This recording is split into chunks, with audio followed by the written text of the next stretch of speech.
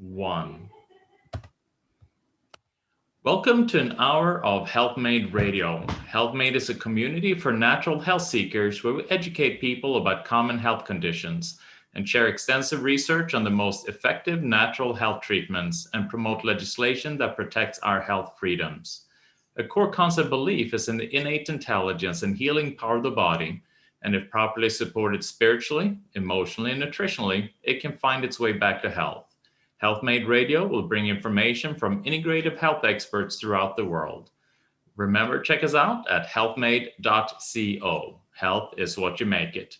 I'm Dr. Michael Karlfeldt, and I will be your host. Today's guest is Dr. Eva Detko. Dr. Eva is a natural healthcare practitioner, author, and speaker who has studied natural medicine and the human mind for over 20 years. She has extensive knowledge and experience in the field of human physiology, biochemistry, nutritional sciences, bioenergetics, and uses a wide range of mind-transforming modalities, including havening techniques, brain working recursive therapy, psychoanalysis, hypnotherapy, mindfulness, NLP, and applied psychoneuroimmunology. Having successfully recovered from chronic fatigue and fibromyalgia and reverse Hashimoto's thyroiditis, she now helps others recover their health. Dr. Eva, it's such a pleasure to have you on the show today, and thank you for taking the time to educate my listeners as to this important subject that we're going to talk about. Well, thank you for having me, Michael. It's a pleasure. I'm curious. So here you were dealing with chronic fatigue, fibromyalgia, and also Hashimoto's, which means, symptom-wise, what did that look like for you?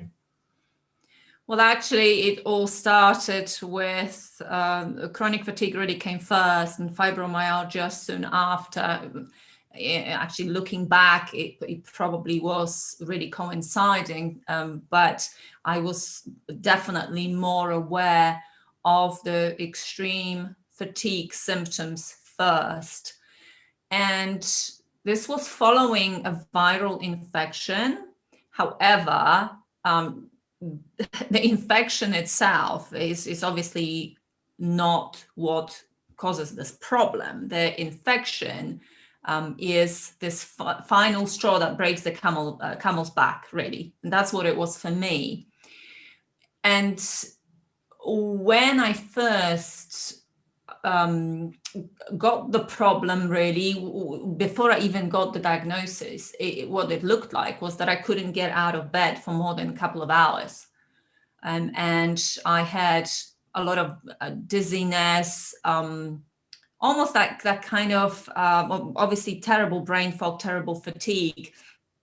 But also even what I would say, it was kind of bordering on kind of confusion and disorientation. It was all to do with the fact that, there was a lot of dizziness involved and a lot of brain fog involved. So I would wake up in the morning and literally within a couple of hours, I was so exhausted, I would have to go back to bed. So at that was probably the worst of it. And when it was bad, it was really, really bad. Obviously, personally, I didn't think that this was something that I was going to be stuck with for the rest of my life, because quite honestly, I knew that I would either find a way out of it, or I would probably end my life. This was just not something that I was prepared to live with for the rest of my life, that's for sure. So really, failure to get this resolved was not an option for me. But yes, and then it's sort of spiraled a little bit into this kind of overall body ache, pain, and I had various treatments and various things, and that's when I started being aware of this whole body sensitivity. It was when I went to a massage therapist, and I just couldn't tolerate them doing a treatment. It was like feather-like treatment, and I still couldn't tolerate it. It was just too uncomfortable and too painful. So really that was probably, the first few months were the worst of it for me. And the thyroid issue was something that wasn't directly related to it. And I had probably had that thyroid problem for a long, long time before I actually got it diagnosed. And so I'm curious, so here you're dealing with, I mean, this seems very physical, and you were then looking for, I assume you then started looking for solutions as to how can I fix this? I mean, where did you start looking? I mean, did you look for pharmaceutical solutions, or were you already looking for alternative solutions? No, I've never been much of a fan of pharma. In fact, I come from Poland, and when I was young, we would always use herbs, vitamins, things like that. Even, to be honest, my pediatrician, when I was a child, would often say, oh, if you have to take an antibiotic because you've got this really bad chest infection, I was kind of prone to it as a child, then you must make sure that you take probiotics and to restore your gut flora. Now that I was taught that when I was 5 years old, basically, that's what you do, that you need to restore your flora, because if you have to take this antibiotic, it's going to be bad news for your microbiome. And she would also often say, well, if you have this problem, and if we can't avoid this antibiotic because it's going, into your lungs and all the rest of it, then, we must make sure that we support you with extra vitamin C and B vitamins and zinc, and to build your immunity up. So that was on my radar from the word go. And I developed a keen interest in nutrition in my teens and early 20s.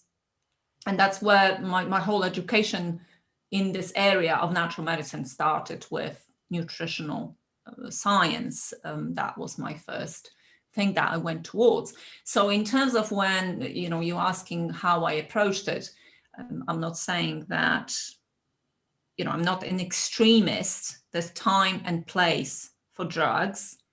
And in some instances, you need it as a lifeline. But in terms of chronic health conditions, you just basically throwing a drug at it and hoping for the best without trying to get to the root cause of a problem is never going to work very well for anybody.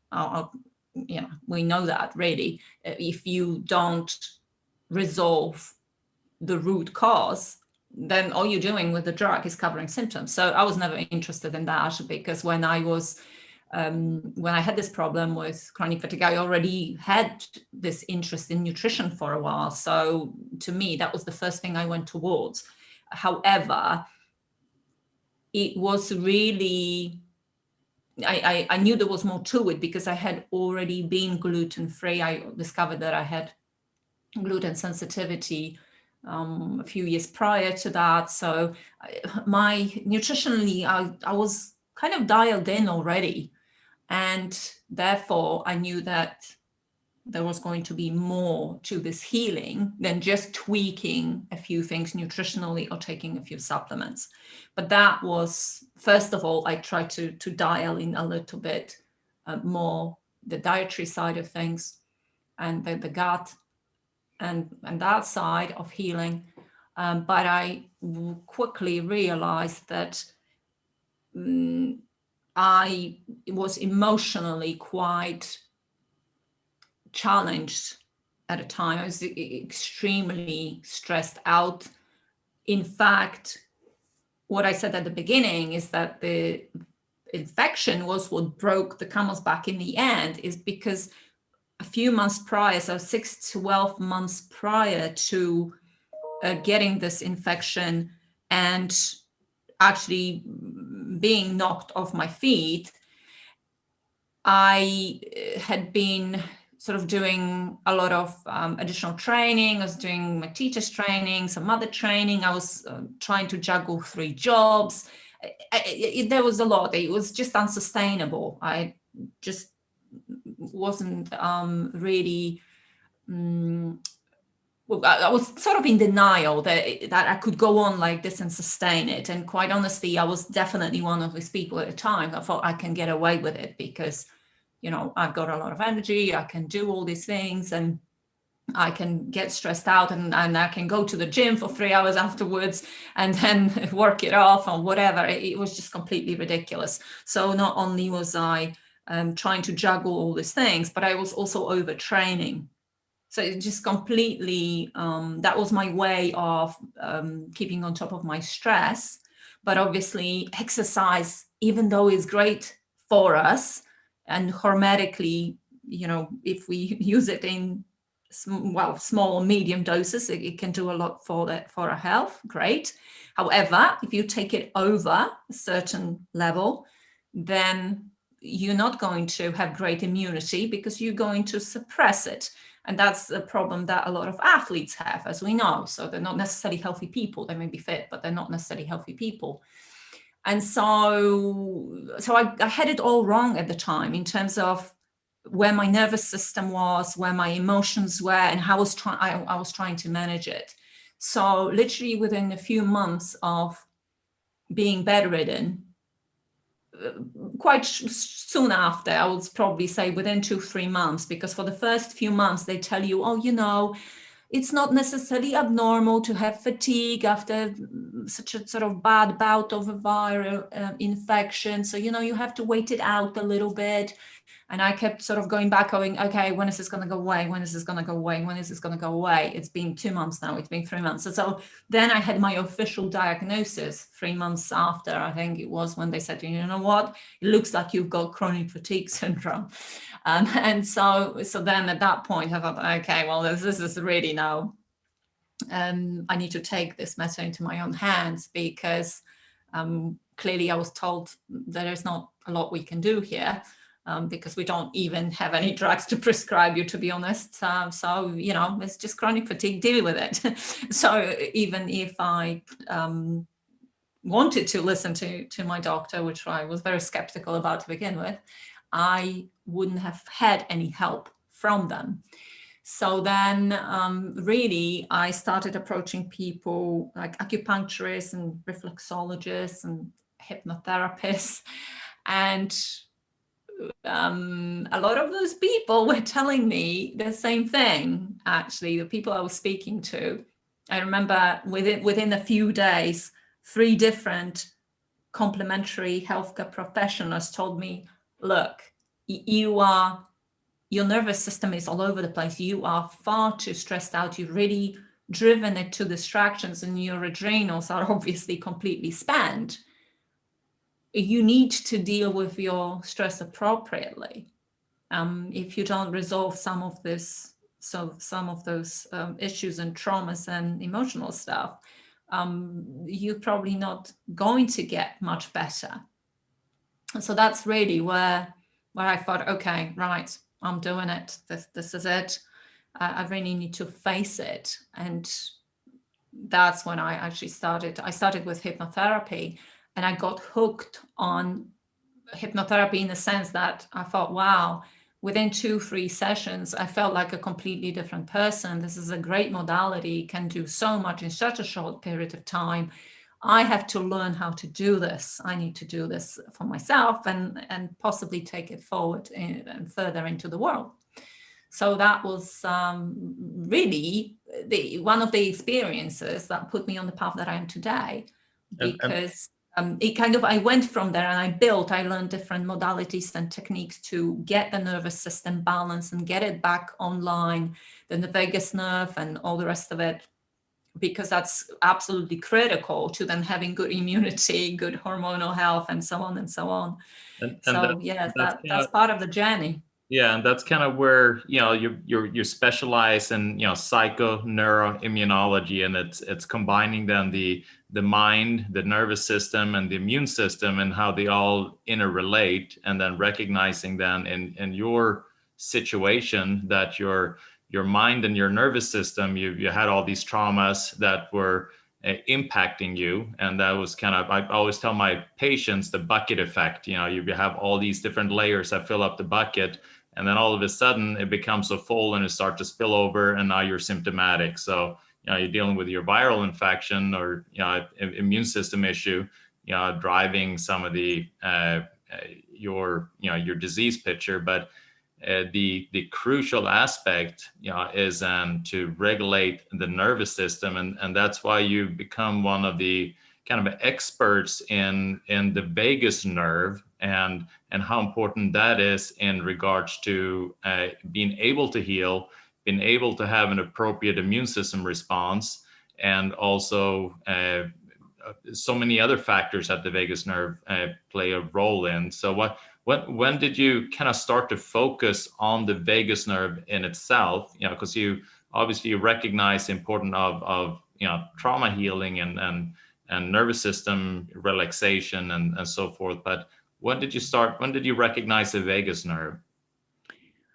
It sort of started with trauma work first, and it's really through trauma work that I came across the work of Stephen Porges, and it sort of kind of went from there. But it was the need that created my own need, the need for healing my own childhood trauma, that made me look more into this. And it was definitely through the work of Dr. Porges relating to my own trauma, the safety aspect, and being totally spending so many years initially in my childhood. I mean, in my childhood, not during my illness, because obviously during the illness, when you have a chronic fatigue fibromyalgia, you actually do spend a lot of time in freeze response, essentially not even fight or flight, because you're almost completely shut down.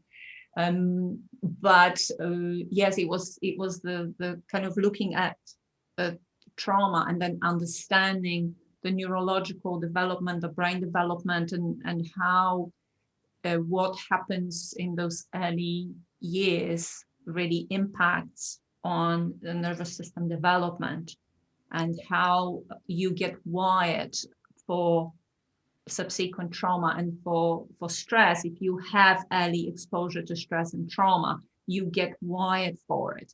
So I came to understand how important it was to then calm the nervous system back down and really rebalance the different branches of it, to be able to go into the world and not be triggered by everything and anything. But that was really, it was through my own trauma work that I've come to understand how unbelievably important this is. And the vagus nerve, what does that do? I mean, why is that so important? So, we just mentioned, as you said, exactly when you say to your patients, look, your bucket will end up overflowing at one point. And essentially, like I said at the beginning, the infection was not the cause of my illness.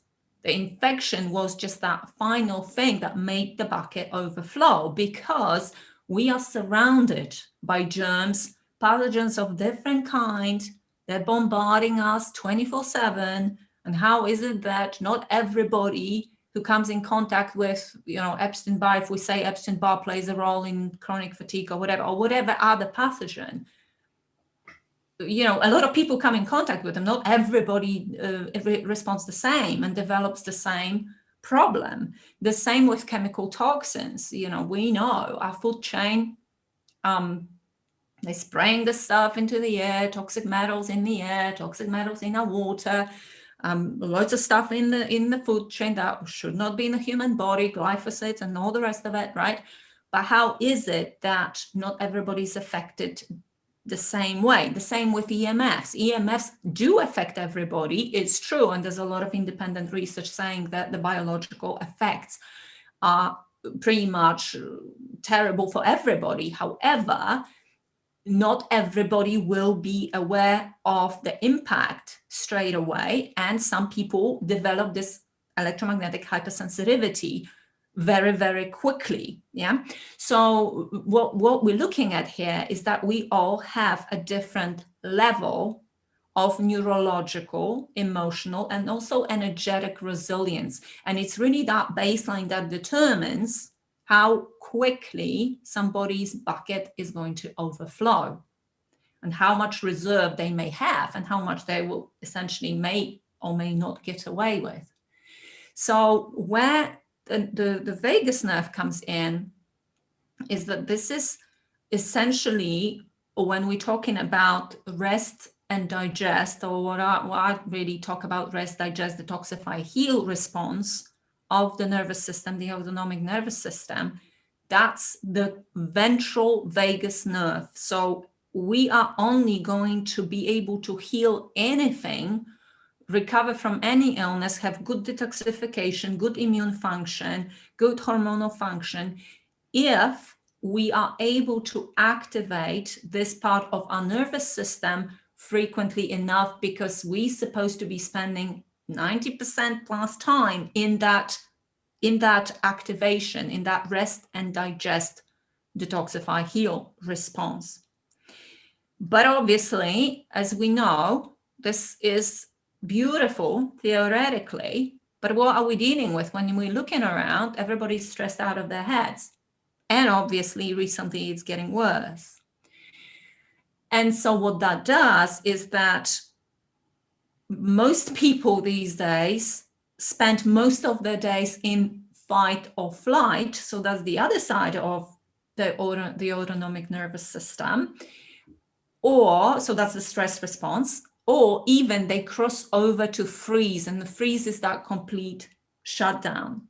And when people freeze, when they give a presentation, for instance, and they freeze and they can't get the words out, or they're doing a performance or something like that, that is an example of a freeze response. They just basically freeze. And as I said, with chronic illness, people often go into that shutdown mode. So it's not even that they're in fight or flight anymore, but they're sort of overstimulated to a point where the body is pretty much in this shutdown response. So what's interesting is that this vagus nerve has got two branches. The rest, digest, detoxify, and heal response, the ventral vagus branch, is obviously this desirable state. The activation of that is the desirable state for us to be in for healing, for detoxification, for successful digestion, for proper immune function, and so on. And then the other side of the vagus nerve is the dorsal vagus nerve, and that's the freeze response. So the hierarchy of this, according to Dr. Stephen Porteous' work, is that when we are calm and everything is good and we feel safe, the safety is paramount. The safety aspect is in our lives. It basically is absolutely critical, because unless we feel safe, we're not going to be able to activate that ventral vagus rest digest response that I'm talking about. So what happens is, if we feel good, everything is nice and good, and we feel safe, this ventral vagus, which is also called our social nervous system, is activated, and our healing is happening. We detoxifying food, we're detoxifying, the detoxification is happening, we're digesting foods properly, we're assimilating foods properly, and everything is working brilliantly. And if we kind of imagine that somebody kind of, I don't know, I give an example often, and somebody sort of walks along, and there is, say, a person or an animal, like a dog, coming towards them. The first thing that's going to happen is that the social nervous system, the vagus nerve, also enables us to figure out if something or someone is a threat to us or not. So the first thing is we're going to be basically relaxed and thinking, oh, okay, well, let's just see. Hopefully this dog is friendly, or this person is friendly. And that's basically what's going to be happening before any threat is detected. But if there is any threat detected, and we decide that maybe this dog or this person coming towards us maybe is not so friendly, then we've got two options. We've got the option of fight or flight. So we can either run away or we can fight this threat. So that's the fight or flight coming in. However, if we're successful fighting or running away, then great, that this is finished essentially, and then we can go back to being relaxed. However, should we not, should this not be possible, so fighting of running away not be possible because maybe the dog or this person is catching up with us, or we can't find them because we're too weak, whatever, then essentially the body is going to go into shutdown if we feel that this threat is such that we may actually die, or the nervous system thinks that we may die. And so that's when the dorsal vagus nerve takes over and we shut down. And then at that moment, we actually, this happens so that we feel less pain, and essentially we're not quite so present should the worst happen. So that's basically the hierarchy. And so, like I said, for healing, for any healing to take place, we need to have this ventral vagus activation, which is the rest, digest, detoxify, and heal. And the reason why this nerve is so important is because it's a 10th cranial nerve. It connects brainstem to the body, and it actually innervates most of the internal organs in our chest and abdominal cavity. So it really connects to your heart, your lungs, your liver, your gallbladder, your pancreas, your small intestine, 2/3 of the large intestine. When they first discovered this nerve, people who first discovered this nerve, they couldn't quite believe that one nerve could be influencing so many different organs. So that is the case. So it's almost like there's no way to stay healthy without this nerve being healthy. So as soon as this nerve gets dysfunctional, all those systems gets dysfunctional as well, correct? Correct, because when you think about it, if that connects to all of these organs, then, and that information goes back and forth, then exactly right. If the nerve is dysfunctional, it's gonna affect the organs that it innervates. So it basically supplies nerve impulses to all of those organs. And so exactly right. And therefore you could end up with heart issues, lung issues, pancreas issues. So that could be not digesting food properly because you've got enzymes produced by the pancreas, but also insulin and glucagon. So blood sugar regulation is going to be affected.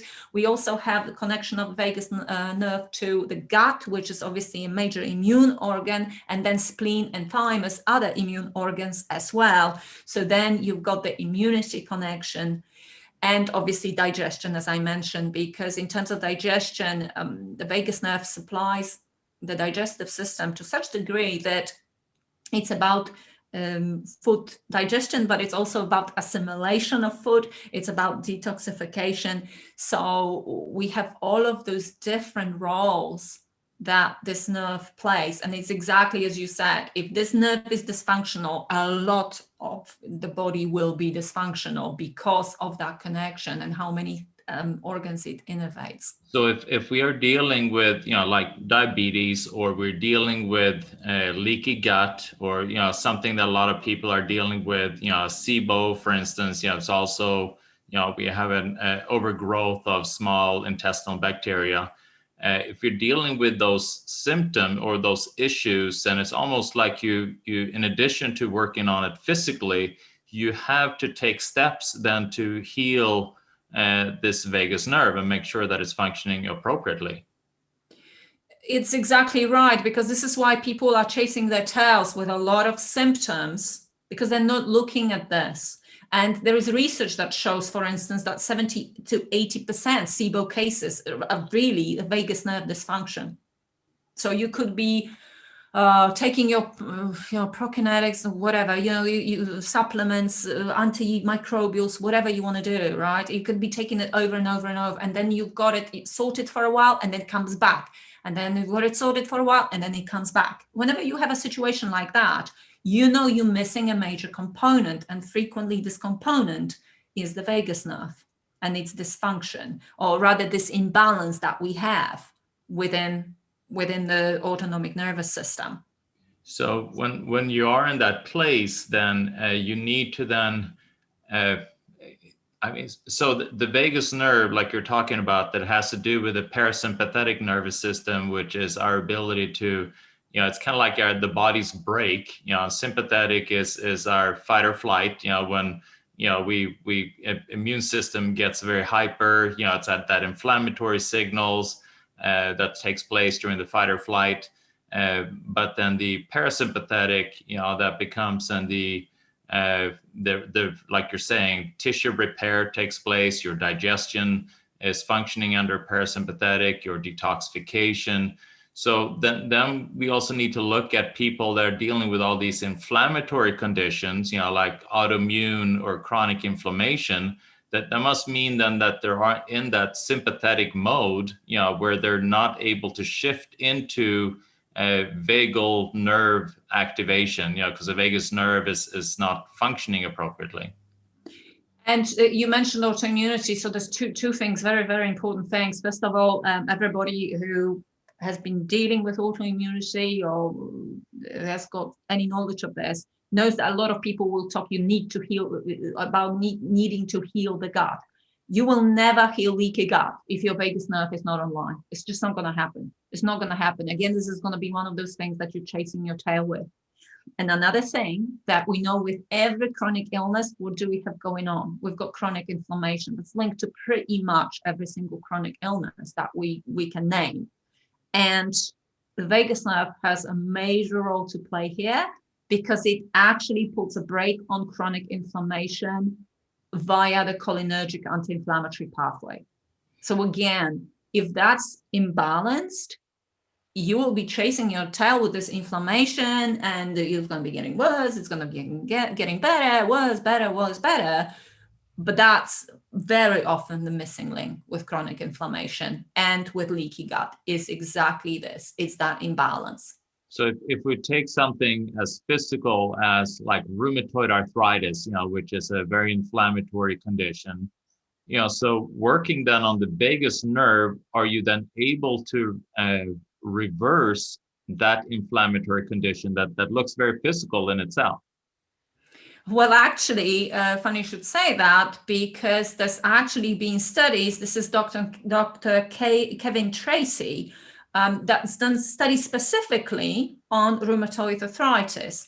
And what he did was he implanted, obviously, I'm not saying that's the way to do it, because you can stimulate your vagus nerve. You can get your vagus nerve online without any electrical implants invasively kind of inserted under your skin. But the way they did this research was with electrical vagus nerve stimulators. And they produced unbelievable results. They actually had patients in clinical remission within 8 weeks of implanting this electrical vagus nerve stimulator. That's incredible. And instead of going on all these different biologics that are shutting down the immune system, which puts you then at risk for cancer and other chronic infections. So then working on the vagus nerve instead, which is obviously healing and supportive instead of suppressing immune system, you can then work on reversing such a physical condition as rheumatoid arthritis. Yeah, and there's been also very promising studies in fibromyalgia as well, chronic fatigue. We've got all of this now coming through, that really this is a major missing link for a lot of people. And we need to be addressing the nervous system more comprehensively, because it clearly works. When the vagus nerve is more functional, those awful diseases that people can struggle with for years and decades, they put them in remission. So, or they completely cure it. In fact, the one on fibromyalgia, they actually use the word cure, which you know and I know, when you in medical research, to use the word cure, and it's a big deal, isn't it? Yeah, absolutely. And they actually said that they cured those fibromyalgia patients by just this vagus nerve stimulation over a period of weeks. So, and you were talking about, so you have some people, they live a perfectly normal life, and they look at their life and they don't feel stressed, they eat well, and they still are dealing with its chronic conditions, chronic inflammatory conditions, and they have no idea really where it's coming from. But you mentioned earlier in our discussion in regards to even traumas taking place while, during pregnancy. I mean, when you were just a little fetus. So you can actually be carrying those traumas, unresolved traumas, and they can play a role into that vagus nerve dysfunction over and above just what your current lifestyle is doing. For sure, absolutely. There's a lot going on with this. So we've got intergenerational trauma that definitely leaves an epigenetic mark on us. And then we've got birth trauma. There's a lot of that going on. And of course, the first 4 years of our lives, which are just so critical from the point of view of brain development. We are just so vulnerable. And what also goes on is that a lot of people are desensitized to how emotionally toxic and how stressed they actually are. Because somebody may have chronic anxiety, but they will say, oh, I've always had chronic anxiety. Well, that's not normal. And it's not something that comes out of nowhere. There is going to be a reason why you have that. And chronic anxiety is not a thing. There's a lot behind it. There's different fears behind it. And to uncover what those are and where they come from, and they will be 100% linked to trauma, or they'll be linked to some sort of social engineering limiting beliefs that you acquired early in your life. But it can also be linked, to be fair, to intergenerational trauma. So there is a lot going on there. So it's not just because somebody hasn't got a PTSD diagnosis does not mean that they all sorted and they don't have to be looking at this area. So I just want to say that this umbrella of what I call emotional toxicity, and but also really just this whole area of balancing the nervous system, that there's different things that need to fall into place. And developmental trauma is very, very important with chronic illness because it links to our identity and to self-worth. And I am yet to meet somebody with chronic physical symptoms that wouldn't have a degree of eroded identity, which comes from developmental trauma.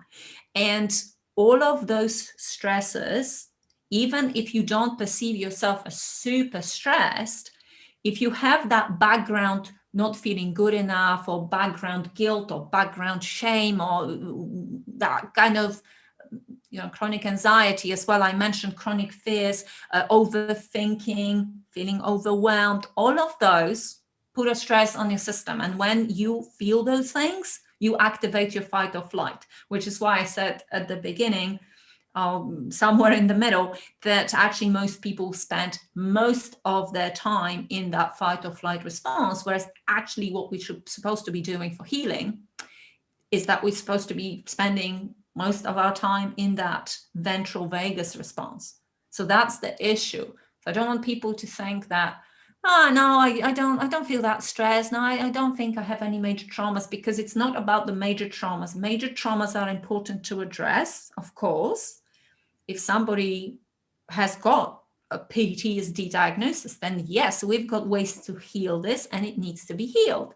However, for most people, that's not what we're talking about.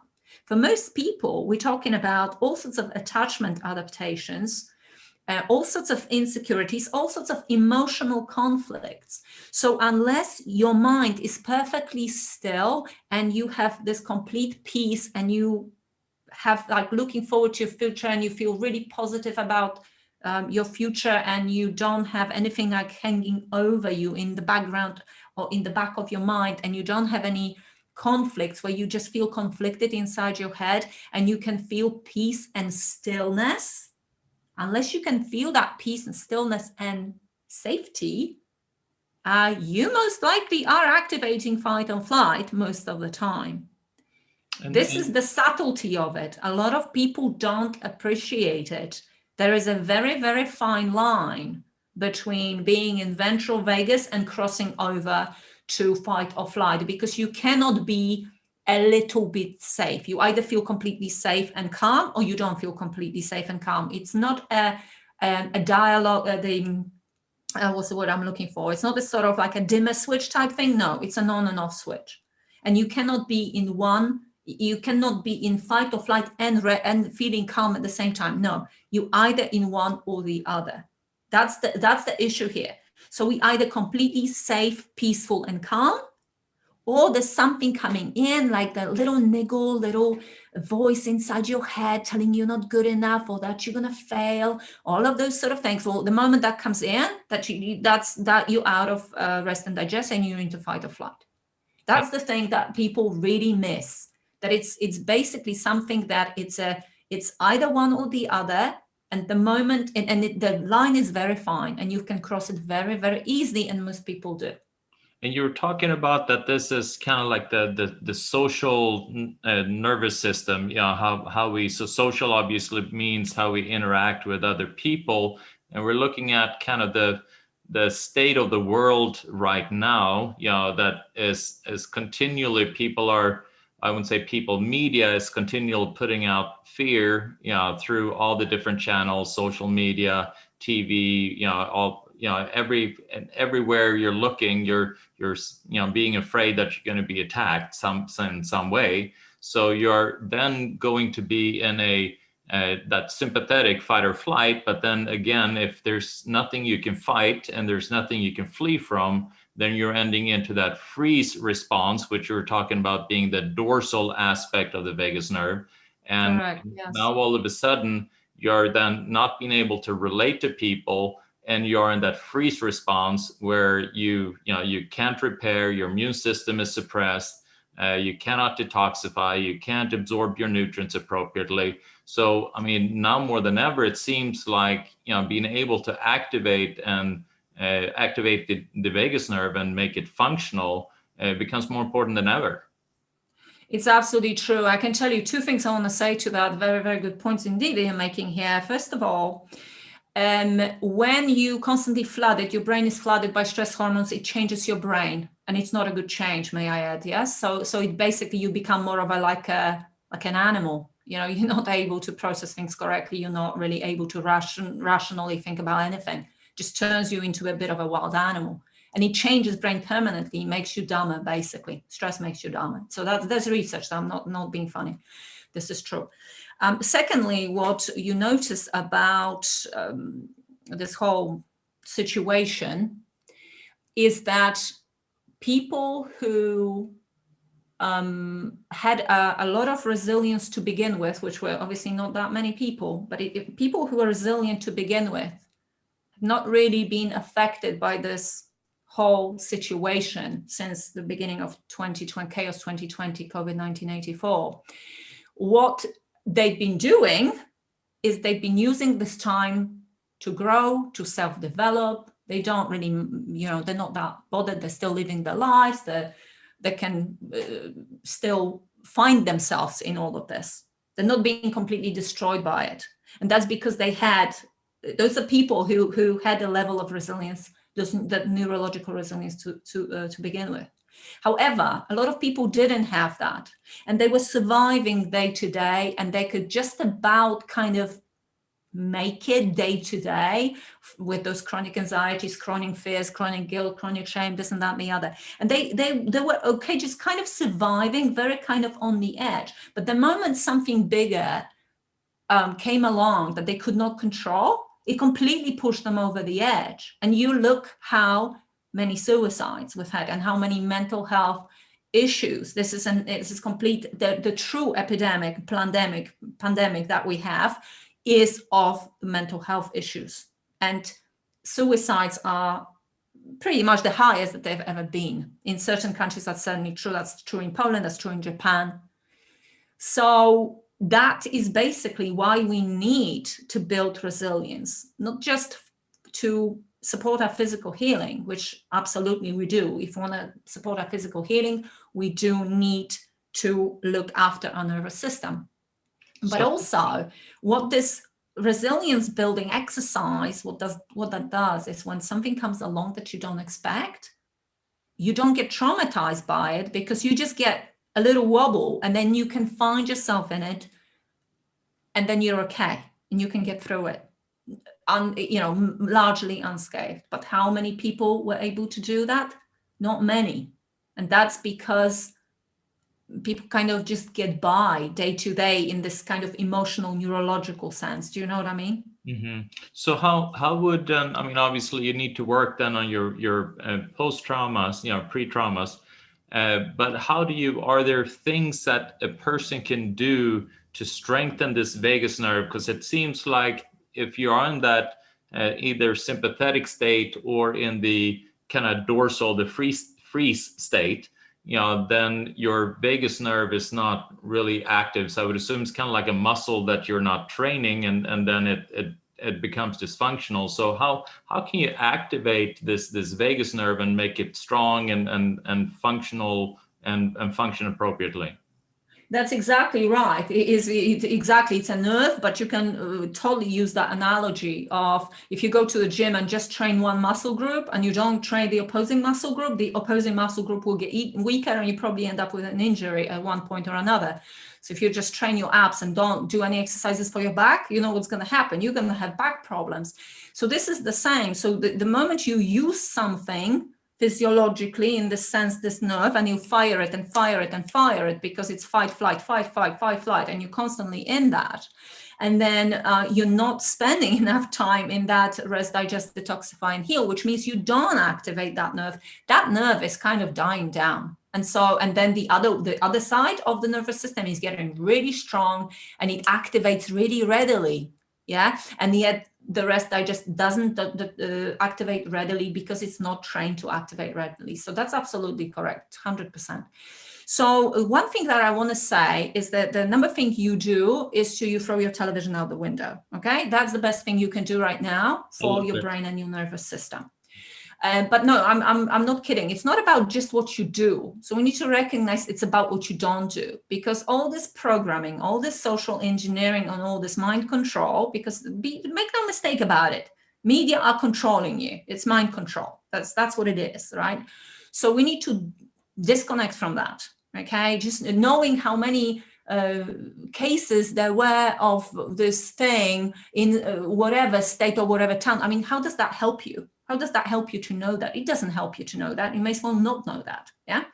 So it's important that we don't put more garbage into our mind. I mean, I need to speak plainly on this because it's so important. It's not just about what we do, it's about what we don't do. So disconnecting from the social media as much as possible, because it's toxic. It's got so toxic in this it's always been quite toxic, but now it's ridiculous. So that is one thing, disconnecting from the mainstream media, just really minimize it. This has to be absolute minimum, particularly if you already have a chronic condition. And also separate as much as possible from toxic people. You don't need that toxic influence. You don't need other people's fear. You don't need other people's anger. You don't need any of that. That's actually affecting your nervous system, okay? So that's what I wanted to start with, that really there's a lot we can do, but it's a lot about what we don't do. So why is that? Because if I tell you, okay, well, you can gargle to stimulate your vagus nerve, or you can hum to stimulate your vagus nerve, and you hum or gargle, and then for the rest of the time you spend your time hanging out with toxic people on social media and watching TV, it's just not going to have the effect that you want it to have. And so the one thing that is that. Another thing is we cannot biohack this. Okay, you will hear that you can biohack your vagus nerve. No, you can't. You can't biohack your vagus nerve. Exercises such as cold therapy, infrared sauna therapy, so that sort of hormetic type activity whereby you stress the body a little bit and then it adapts. You stress it and it adapts. So things like exercise, things like heat treatments, so saunas, cold treatment, and those sort of things are obviously very good for the vagus nerve, and absolutely. But you cannot gargle or gargling. I mentioned gargling, I mentioned humming, gag reflex. Those are techniques that you will see out there to stimulate the vagus nerve. Do they work for the vagus nerve? Yes, they do. They do work for the vagus nerve. But do not approach this as trying to biohack this, because you're not going to be successful. You're going to have a little bit of an effect maybe. But if you really want to rebalance your nervous system, you need to be looking at, first of all, removing the garbage that you do not need, the influences you do not need in your life that are actually making you more stressed. And secondly, you really need to look at the root causes of whatever may be going on for you emotionally, because the emotional component is going to be one of the biggest components here. There are a lot of different stressors to the nervous system. Chemical toxins are a stressor. EMFs are a stressor. Geopathic stress is a stressor. There are different stressors, that's true. And your nervous system does not necessarily react differently, whether it's an emotional stressor or a chemical toxin stressor. It reacts the same. It's still fight or flight. However, the biggest factor for most people, because it's something that most people are not very good at controlling very well, is the emotional aspect of your life.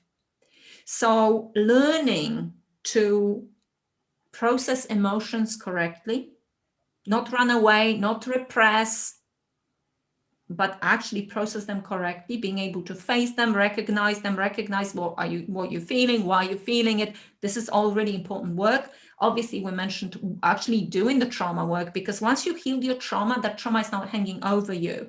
The one thing with trauma is what happens when you experience trauma, your nervous system basically in your brain registers that trauma, and it says, okay, so this happened, you survived, but we must make sure this never, ever, ever happens again. So you develop different adaptations and patterns, and the neural pathways that will form as a result of that trauma will mean that you actually will get triggered by anything that your brain remotely associates with that original trauma. So that's why we need to heal that. And once you heal it, once you've done it, that's it. It's not going to bother you again. It can be done. And we've got loads of brilliant tools that can do that. Also, the social engineering aspect is important. So we do inherit a lot of limiting beliefs. When we are younger, we get sort of certain stuff gets repeated over and over, and that becomes something we believe in. If your parents or your caregivers believe something, they'll probably pass it on to you. And at some point, you need to take a step back and say, well, okay, is this serving you? Believing that I am not good enough, is this actually serving you? Believing that people are a threat to me and therefore having social anxiety because of that, is that serving me?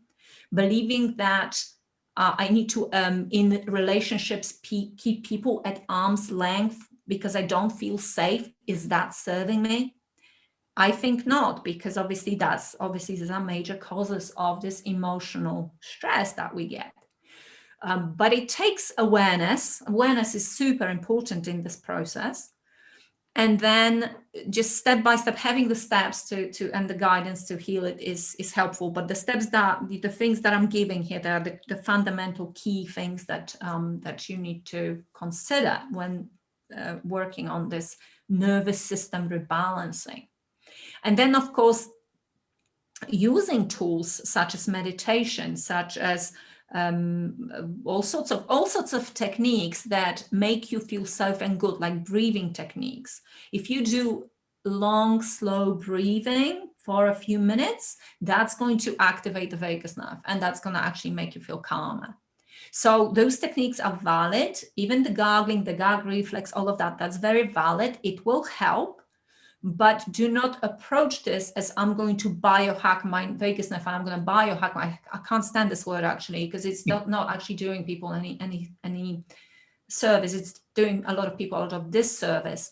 But you will hear that, and people will try and tell you that you can biohack it. And my experience, 23 years I've been doing this for, you can't biohack it. If you really want results, and if you want to get your nervous system to a really great place where everything is working correctly, don't approach it in that way. Don't approach it as biohacking. Well, Dr. Eva, and people can go on your website, right? dr-eva.com, and they can get like a free vagus nerve 101 e-guide. And also, don't you have like a training course as well? So yeah, it's yes, dr-eva.com, exactly as you said. And I do actually have those free resources, so you can learn more about the vagus nerve and the roles it plays, and also the sort of main greatest tools that can help you stimulate it and make it healthier. So yeah, that guide, Vagus Nerve 101, is very popular, and people really like it because it's just a very nice summary of like 12, 13 pages, and then you've got a really good overview. So that's a really good one, and I recommend it. I do have, and I just launched this program, and it's getting a lot of great feedback. But this program is a 12 module program. Each module is 5 lessons, and it goes through everything. It goes through absolutely neurologically. We go doing all the vagus nerve stuff. We also doing a lot of trauma work. We're doing belief work. We're doing biofield work, because the energy field, we didn't talk that much about it, but it actually feeds into this whole thing. So it's a very, very comprehensive course. It's a commitment, because it's 3 to 6 months already. We're talking in terms of commitment, but I put my life's work, everything pretty much that I've ever learned, I condensed into this course. It's been a long time coming, and I finally got it out. It's very, very methodical, as I keep hearing, and I'm guiding people step by step, so they can actually do a lot of this work themselves, but they do it in such a way that it actually comes together and it makes sense, and in the end they do have a fantastic outcome and a great transformation, rather than just doing random bits of work here and there. So it's just about bringing those pieces together. Well, thank you so much, Dr. Eva. Thank you so much for coming on the show today. I really appreciate everything that you're doing and the education that you bring to people. Well, thank you. It was great to share. I hope this was useful, and that it got people maybe thinking and considering that this is the next step. Wonderful. Well, that is it for today. You're listening to Healthmade Radio. Remember, check us out at healthmade.co. Health is what you make it.